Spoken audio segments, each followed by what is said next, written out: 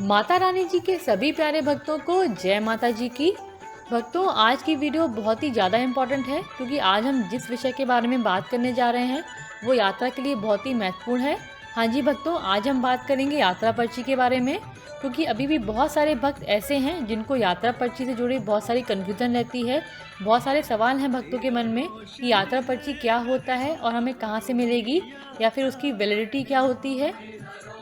ऐसे कई सारे सवाल भक्तों ने हमसे पूछे, तो उसकी एक संपूर्ण वीडियो हम बना के आपके साथ शेयर कर रहे हैं, ताकि यात्रा पर्ची से जुड़े कोई भी सवाल हो वो आपको एक ही वीडियो में मिल जाए और आपको अपनी यात्रा की प्लानिंग करने में दिक्कत ना आए।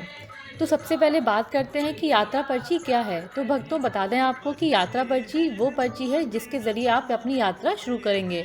अब भक्तों के मन में सवाल आता है कि यात्रा पर्ची हम किस डेट की लें। तो यात्रा पर्ची आपको उसी दिन की लेनी है जिस दिन आप अपनी यात्रा शुरू करेंगे, यानी कि जिस दिन आप बाण गंगा चेक पोस्ट को क्रॉस करेंगे आपको उसी दिन की यात्रा पर्ची निकालनी है। अब यदि आप रात के 11 बजे भी दर्शन करने के लिए जा रहे हैं तो आपको उसी दिन की पर्ची निकालनी होगी। अब सवाल आता है कि आपको पर्ची कैसे मिलेगी। तो भक्तों, आपको बता दें, यात्रा पर्ची निकालने के दो तरीके हैं। आप ऑनलाइन बुक भी कर सकते हैं और आप कटरा पहुंचकर ऑफलाइन भी पर्ची ले सकते हैं। ऑनलाइन बुकिंग कैसे करनी है इसकी संपूर्ण जानकारी की वीडियो का डिस्क्रिप्शन में हमने लिंक दिया है। आप उस लिंक पर जाकर चेक कर सकते हैं कि ऑनलाइन बुकिंग कैसे करनी है, और आपको ऑफलाइन भी कैसे मिलेगी इसकी भी संपूर्ण जानकारी की वीडियो का लिंक हमने डिस्क्रिप्शन भाग में शेयर किया है। तो आप दोनों प्रकार से अपनी यात्रा पर्ची निकाल सकते हैं। अब बात करते हैं कि यात्रा पर्ची जो आप लेते हैं उसकी वैलिडिटी क्या है, यानी कि वो कितने समय तक मान्य रहती है। तो भक्तों, जो आप ऑनलाइन यात्रा पर्ची निकालेंगे वो तो उसी दिन की मान्य होगी जिस दिन का आप निकालेंगे। और यदि आप ऑफलाइन यात्रा पर्ची लेते हैं काउंटर से, चाहे वो कटरा पहुंच के लें स्टेशन से या फिर जो काउंटर बने हैं वहां से लेते हैं, तो उसके 6 घंटे के भीतर आपको बाणगंगा चेक पोस्ट पर पहुंचना होगा। यानी कि यदि आप 6 घंटे के भीतर बाणगंगा चेक पोस्ट क्रॉस नहीं करते हैं तो आपकी यात्रा पर्ची की मान्यता खत्म हो जाएगी और आपको दोबारा यात्रा पर्ची लेनी पड़ेगी। दूसरा सवाल भक्तों का आता है कि यात्रा पर्ची कहाँ पर चेक होती है। तो भक्तों, आपकी यात्रा पर्ची बाणगंगा चेक पोस्ट पर चेक होगी। उसके बाद यदि भवन पर बहुत ज़्यादा भीड़ होती है तो वहाँ पे दर्शन के लिए टोकन मिलता है। तो यदि आपको टोकन लेना पड़ेगा तो आपका भवन से पहले एक काउंटर आता है जहाँ पर आपको अपनी यात्रा पर्ची चेक करानी होगी, और उसी के बिहार पर आपको टोकन मिलेगा और उसी टोकन के हिसाब से ही आपको दर्शन करने की लाइन में लगना होगा।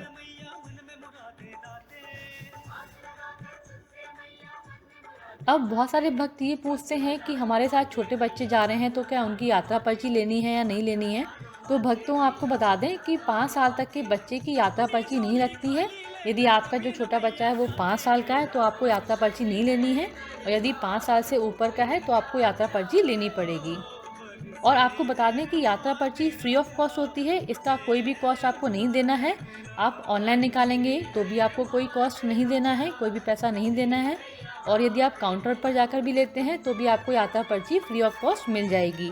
आपको अपना आईडी प्रूफ दिखाना होगा, चाहे तो वो आधार कार्ड दिखा सकते हैं, वोटर आईडी कार्ड दिखा सकते हैं, या फिर कोई भी आईडी कार्ड जो आपके पास हो वो दिखाकर आप अपनी यात्रा पर्ची ले सकते हैं। और वैसे ही आप ऑनलाइन बुकिंग के लिए भी अपना आईडी प्रूफ देकर आप अपनी यात्रा पर्ची बुक कर सकते हैं। यदि आप अपनी यात्रा पर्ची ऑनलाइन बुक करते हैं तो उसका प्रिंट आउट लेकर आप जा सकते हैं।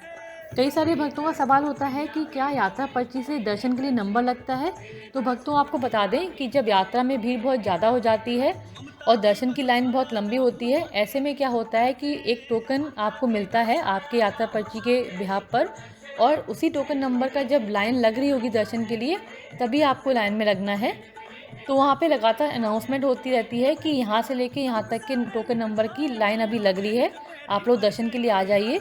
तो जब आपका टोकन का नंबर आता है उस समय आप दर्शन की लाइन में लग सकते हैं और दर्शन करने के लिए जा सकते हैं। तो ये जो टोकन आपको मिलेगा वो भवन से पहले एक काउंटर आता है, वहाँ पे अपनी यात्रा पर्ची दिखाएंगे और उसी यात्रा पर्ची देखकर आपको वहाँ पे टोकन मिल जाएगा। तो भक्तों, इस प्रकार आपको यात्रा पर्ची से टोकन मिलेगा और टोकन के ज़रिए आप दर्शन की लाइन में लग सकते हैं और माता रानी जी के दर्शन प्राप्त कर सकते हैं। और भक्तों, आपको बता दें कि यदि आप ऑनलाइन रूम की बुकिंग करना चाहते हैं या हेलीकॉप्टर की बुकिंग करना चाहते हैं या फिर कोई भी बुकिंग करना चाहते हैं आप ऑनलाइन, तो सबसे पहले आपको अपनी यात्रा पर्ची निकालनी होगी। और एक कैलेंडर मंथ में आप सिर्फ 5 ही रूम बुक कर सकते हैं या फिर हेलीकॉप्टर बुक कर सकते हैं। यदि आपको ज़्यादा बुकिंग करनी है तो आप 2 आईडी बनाकर भी अपनी बुकिंग कर सकते हैं। तो भक्तों, यदि आपके साथ ज़्यादा लोग जा रहे हैं, कई सारे लोग हैं आपके साथ, तो आप 2 आईडी बनाकर अपनी यात्रा पर्ची बुक कर सकते हैं और रूम भी बुक कर सकते हैं। इसके अलावा यदि आपको बैटरी कार बुक करनी है, हेलीकॉप्टर बुक करना है या फिर पूजन बुक करना है, तो इस प्रकार आप 2 ऑनलाइन आईडी बनाकर अपनी यात्रा पर्ची और बाकी चीज़ें बुक कर सकते हैं। कई सारे भक्तों का सवाल आता है कि यात्रा डेट क्या है। तो बता दें आपको, यात्रा डेट वह डेट है जिस दिन आप अपनी यात्रा शुरू कर रहे हैं, यानी कि जिस दिन आप बाणगंगा चेक पोस्ट को क्रॉस कर रहे हैं, चाहे तो आप पैदल क्रॉस करें या फिर घोड़े पिट्ठू पालकी से जा रहे हैं। तो आप जिस दिन अपनी यात्रा शुरू कर रहे हैं, जिस दिन आप बाणगंगा चेक पोस्ट क्रॉस कर रहे हैं, उसी दिन को यात्रा डेट बोला जाता है और आपको उसी दिन की पर्ची अपनी निकालनी होगी और दर्शन के लिए जाना होगा। तो भक्तों, ये कई सारे सवाल थे जो अभी तक भक्तों ने हमसे पूछे यात्रा पर्ची से जुड़े, जिनका जवाब हमने आपको एक ही वीडियो में दिया है। यदि आपके मन में और भी कोई सवाल हो यात्रा पर्ची से जुड़ा, तो आप हमसे कमेंट बॉक्स में कमेंट करके पूछ सकते हैं, ताकि आपके सवालों का जवाब हम आप तक पहुंचा सकें। जय माता जी की।